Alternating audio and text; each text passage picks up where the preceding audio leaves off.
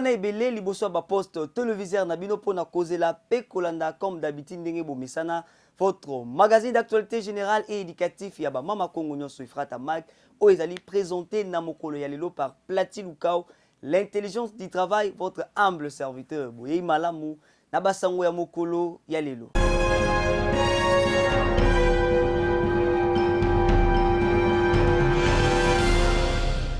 La édition ya mokolo ya lelo na province ya Ituri pona kolobela bongo na sima ya ba trouble oyo endungwana ki presque na ba localité ebele et dispersa ki population esengeli boye ba ete kimia ezongi pe ba activité bandi kozonga à la normale ndenge bandaka kosali maliboso. Bolanda plus de précision na reportage oyo.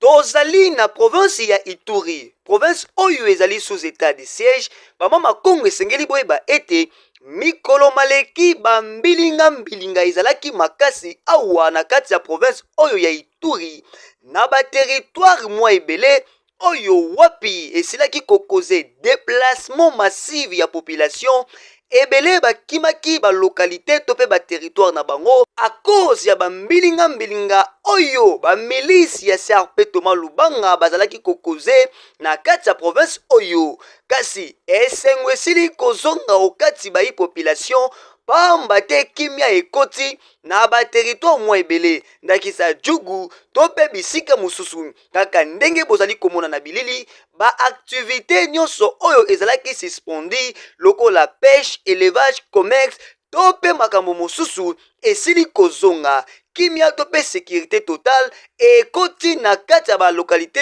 oyo ezalaki occupé na ba rebelle kasi boyoka ndenge mbela ebetami awa na mikwa magazine Ifrata Mag, votre magazine d'actualité générale et éducatif ya ba mama. Aujourd'hui ou demain, ceux qui ont détruit l'Ituri hier ne peuvent en être les sauver aujourd'hui. Nous appelons les FARDC au professionnalisme afin de renforcer la dynamique de paix et de rétablir définitivement l'autorité de l'État, notamment à Boulé, ainsi sur toute l'étendue littorale du lac Albert.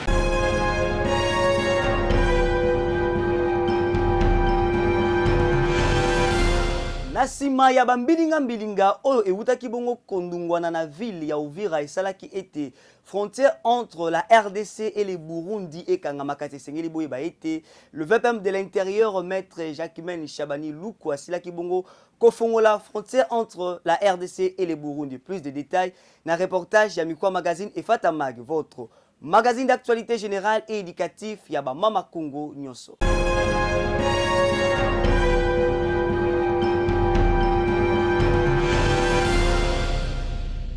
Nasima ya bambilinga oyo wapi ewuti kondungwana na kati ya ville ya Uvira oyo esalaki ete frontière entre la RDC na Burundi ekangama enyokolaki makasi population ya Uvira kasi le ministre de l'Intérieur, décentralisation, sécurité et affaires coutumières, maître Jacquemaine Chabani Luku, asilaki bongo ko procéder na réouverture ya province oyo et c'est pelisi population na ndenge en vimba to pe ya Gaïa parce que eko faciliter ba échange économique entre les deux pays. Kasi boka ndenge mbele betami awa na mikwa magazine Ifrata Mag, votre magazine d'actualité générale et éducatif ya ba mama Kongo nyonso. La ville d'Uvira est une ville pilote dans l'initiative de la restauration de l'autorité de l'État. Que pour cette première étape, les choses puissent se passer bien, que la police puisse se redéployer, que les différents services sociaux puissent aussi reprendre, que le gouverneur ait tous ces services à disposition, tout cela au bénéfice de la population. Prendre en charge tous les besoins. Donc notre mission est aussi une mission d'évaluation de toutes ces initiatives pour permettre au gouvernement de s'imprégner des réelles difficultés à gérer et à trouver des solutions.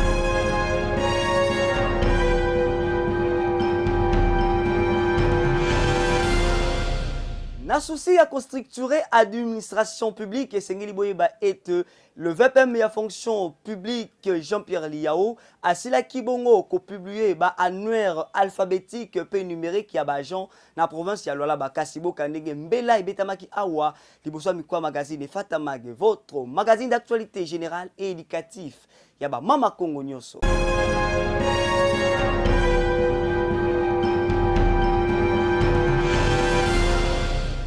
Na souci ya structurer administration publique et comment elenda ekemba pe fanda na ndenge ya mvimba to pe ya gaya fonctionnaire akoma moto malonga pe moto oyo azali kosimba salaire ya kafu nelit oyo wapi yemoko le patron ya fonction publique le vice-premier ministre ministre de la fonction publique de natina na yango yemoko le vice-premier ministre ministre de la fonction publique Jean-Pierre Liao a publié les annuaires alphabétiques et numériques des agents na kati ya province ya Lualaba kaka ndenge bozali komona na bilili mobange na activité oyo ezalaki marqué pona ko relancer administration publique ya kafu elenda ekemba efanda na kati ya province oyo ya Lualaba activité to pe initiative oyo esepelisaki makasi penza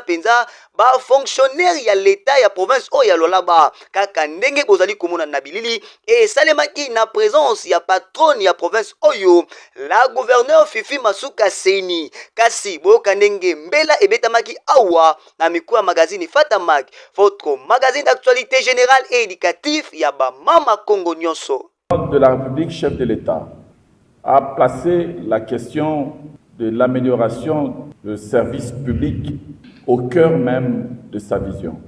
et parmi ses priorités. Il nous a chargé de construire une nouvelle administration pour notre pays. Il nous a chargé de redresser l'appareil administratif de la République démocratique du Congo et d'aller vers des réformes profondes, des réformes systémiques. Or, on ne peut réformer la fonction publique sans les fonctionnaires. On ne peut assurer le succès des réformes qu'avec les agents publics pour un meilleur portage. Parce que nous autres, nous ne sommes que détenteurs de mandats politiques limités dans le temps. C'est vous qui êtes l'incarnation de l'État perpétuel.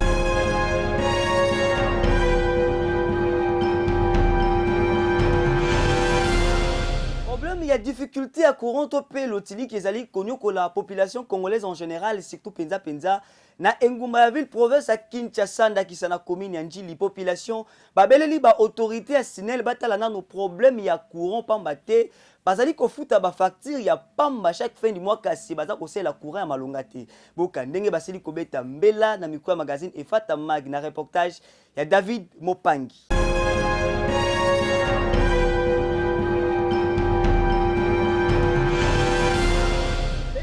Il y a insécurité grandissante ezali konyokola ces derniers temps population congolaise en général presque partout ndakisa awa na district ya Tchang awa d'après population bazali na insécurité totale suite ya manque ya lotili kitope courant ya malonga ezalaka te bayaka komeka kotiela bango courant mais ezwakaka une partie tope un quart ya pamba phénomène oyo ezali kopesa pasi tope mawa na bakwe o ba éclairage ezali te bisika wana ba criminel tope bakuluna bakomi kosala misala ya mabe ya konyoko la population du jour au jour kasi boyo kape bolanda binomoko ndenge population ya mboka na dossier oyo surtout penza Sinel mbele betami awa na mikwa magazine Fatamag votre magazine d'actualité générale et éducatif ya Mama Congo Nyoso. Nous avons de l'insécurité dans ces quartiers Sanga. Et moi, je suis Guy Bassilois, médecin à l'hôpital Roi-Baudouin, premier, alors que parfois nous avons des appels dans la nuit, on nous appelle à l'hôpital, mais on a vraiment un danger, on court derrière du danger parce que les Koulounas sont là, nous sommes dans les noirs, l'électricité, nous voyons, c'est-à-dire la grande, c'est-à-dire dans la grande avenue, il y a les câbles de l'électricité, mais les gens n'en bénéficient pas. Et surtout que ça ne provient pas de très loin, ça vient juste à la régie des eaux ici. La régie des eaux bénéficie de l'électricité, mais les quartiers où les fils traversent n'en bénéficient pas. Alors que nous demandons vraiment les soutiens du gouvernement, de pouvoir nous faire vraiment, de pouvoir faire quelque chose de très important pour ces quartiers. Sinon, nous sommes exposés. Il y a des cas de meurtre, il y a des cas de viol, parce que nous vivons dans les noirs. Et les Koulouna vraiment nous guettent de près. Si vraiment vous pouvez nous apporter quelque chose comme apport, ça va nous arranger vraiment. Merci beaucoup.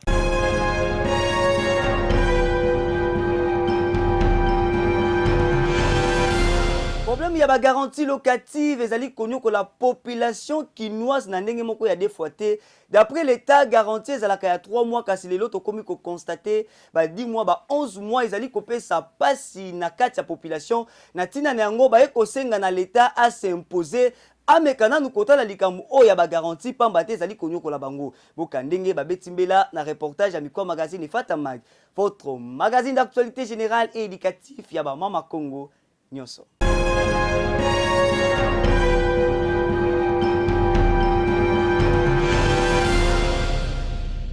Kinshasa makambo, Kinshasa ba problème, ba mama Congo esengeli boyeba ete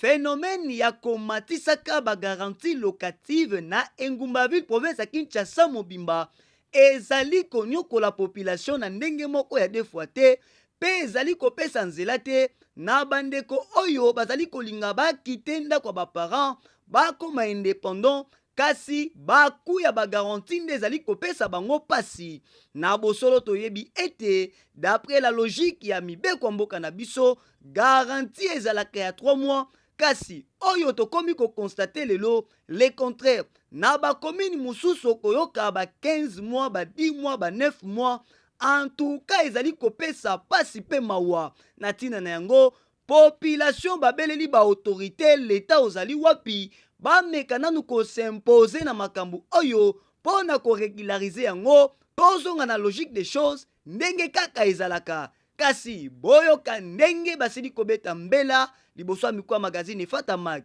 votre magazine d'actualité générale et éducatif ya ba mama Congo nyonso. Pas journaliste ezali pasi na mboka na biso mayali pasi mingi omoni bakamera biso ya mboka tango balobaka likambo balobaka malamu toseplaka biso nyonso après tango mo moke babosalaka nyonso tu oyo balobaki tango likanisi eyaki na parlement ki bazwaka 3 mois biso nyonso tosepelaki après une année passée na gouvernement moto alobaki leloko wane wana abosani nyonso tu lelo tokomi komona kaka ba 10 mois nasi biso na njili asoki na quartier uti 10 mois na quartier 7 ba 10 mois oye kote na biso awa na njili quartier 13 ba 7 mois yali passe pour na biso batoza na se okota na quartier 3 mois moto azula biso azali te yango tozosenga na bakonja mboka oyo bapesa biso mokano oyo bakanisa susu malamu sur likanisi oyo ezali malamu mpona biso yango citoyen journaliste na beti 27 papa Fachi Beton talela biso makambo yali koleka mpona biso peuple aza na se peuple aza na se ali konyoka makasi tofanda kati na ba ajo na ndako ba parents yali passe so moto azuma 3 mois 4 mois sengela bima kende mais toto okende kuna be 10 mois 5 mois pembo ngapeka $1 yali passe mingi papa journaliste.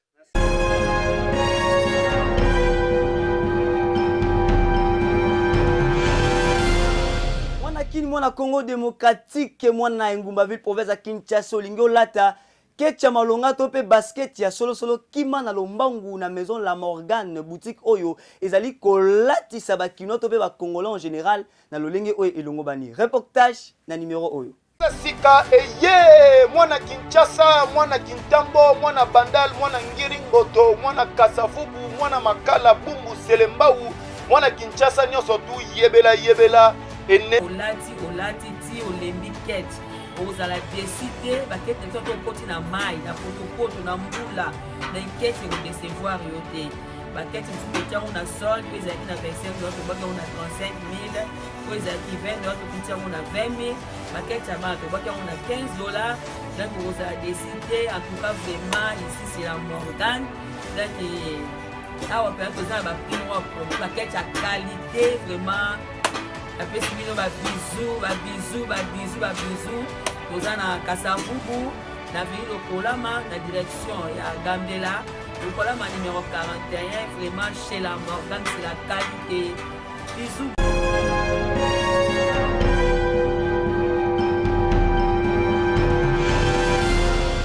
Kinshasa bopeto kasi na terrain tozali ko vivre les contrées Kinshasa bosoto na tina nango population babeleli bongo le gouverneur ya Ingumba ville province ya Kinshasa Papa Daniel Bumba atala nanu likambo ya bafulu o etondi partout pambate ezali ko causer ba maladie ebele kasi boka ndenge population bango moko basili ko beta mbela na mikwa magazine efata mag votre magazine d'actualité générale et éducatif ya ba mama Congo nyonso.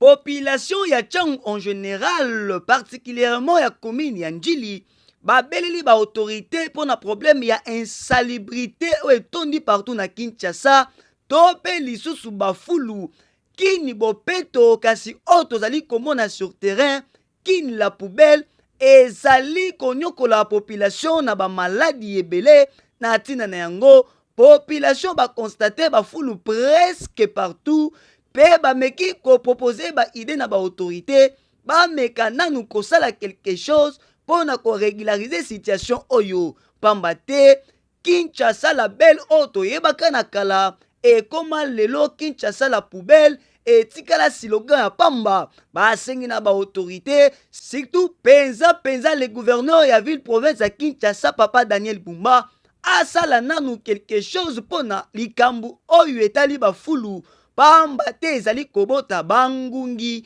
ba maladie ebele ezali konyoko la population suite ya bafulu o etondi partout boyoka ndenge ba manioli yango liboso ya mikro ya magazine Fata Mag votre magazine d'actualité générale et éducatif ya ba mama Congo nyonso. Oui, nyonso. Donc, zoaka njili. Exactement. Qui est trop salité. Okende boye. Fulu. Ozonga boye. Poubelle tina bakani po basala toni na milangi et puis bazo boka na bana si to li zeminae et lâché c'est quoi tout cas toujours c'est une autorité gouverner il y a tel exprimé Cambo beaucoup baisse sur papier donc qui peut pas dans les athées qui peut pas dire que ça on y moko tala na kambo ba joni c'est toujours Coca-Cola la tête donc qui me salité aux gens à boire c'était caniveau kango ya lelo donc tala quoi ou bel les années au sana donc ba ko jamboka beaucoup d'éléments pour un environnement c'est déjà de salité makasi salité makasi.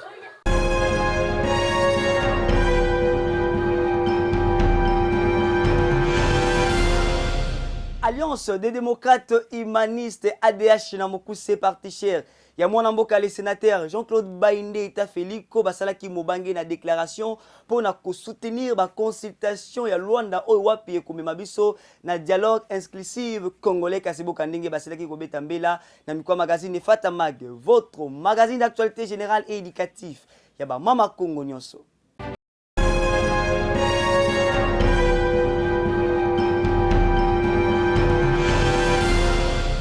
Bozala kawani ebele mikolo na mikolo pona kozela comme d'habitude votre rubrique du jour. Pesa makanisi pona ekolo kaka ndenge na lobaka makanisa malamu nde kotonga mboka. Tolanda makanisi oba ikeba pesi pona ekolo Congo démocratique. Bana Brazzaville, bana Angola, bana Zimbabwe, bana Mibi, bana Somalie, bana Angleterre, bana démocratie du Congo, topesa makanisi pona démocratie du Congo. Sema tozana commune ya Mongafula. Quartier Masangambila awa wenze ya Masangambila oyo kenda tango nchaka mokila are Masangambila pe yango route bypass yango wenze oyo yango esimbi na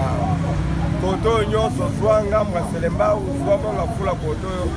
atuka na ndenge kadastre ya kabola ateka bamapangu koto place ya wenze batika tende omoni na ndenge makasi ya peuple ya omoni bakanga place oyo ekoma wenze todebrouillaka wa biso nyonso te toza na ngwawa Vraiment, l'État a déjà fait un bon surtout dans la table. Dans la table, la table, nous avons comme mitraille. Tout le monde même entrepreneur et à bien. Aya, tout ça, la même chose, ça, la banque, tout ça, la banque, en 2013, na wolo. Tout ça, la banque, alors, tant elle est qui moulay. Yango toliki ke mbalo tomona so entrepreneur moko ya bien batingela biso aya po to réparer wenze bebi. En même temps tozangi susu toilette, il fallait que l'État quand même acha biso maboko babongela biso toilette bakui banini batimona mpona banini basalite wana batonga toilette oyo de façon ke ekopesa nini.